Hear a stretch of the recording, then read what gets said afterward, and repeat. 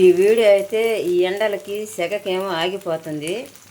కానీ దోశ అయితే చూడండి కలర్ఫుల్గా ఉంది, రవ్వ దోశ. కాకపోతే కొంచెం నిదానంగా కాలద్ది. నిదానంగా కాలిన తర్వాత దోశ వేసిన తర్వాత మళ్ళీ నీకు ఎత్తిన తర్వాత చూపిస్తాం. నేను చట్నీ గిట్నీ ఏం వేసుకోలేదు, ఇలాగే ఒకటి వేసాము దోశ, బాగుంది.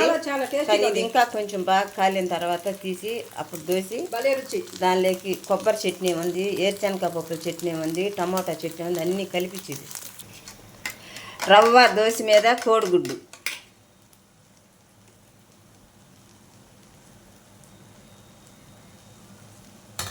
రవ్వ దోశ మీద కోడిగుడ్డు వేసుకున్నాం.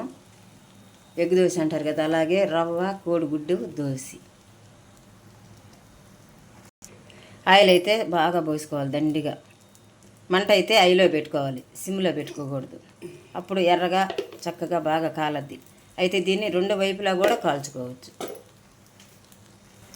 కొన్ని క్యారెట్ ముక్కలు,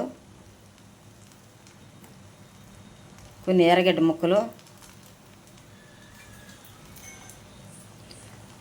కొన్ని పచ్చిమిరపకాయలు, సన్నగా కట్ చేసిన పచ్చిమిరపకాయలు, కొంచెం కరివేపాకు,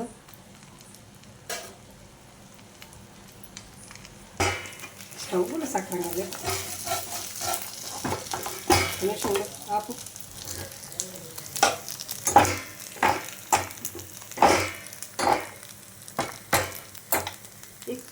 కంది కూర్చోలేదే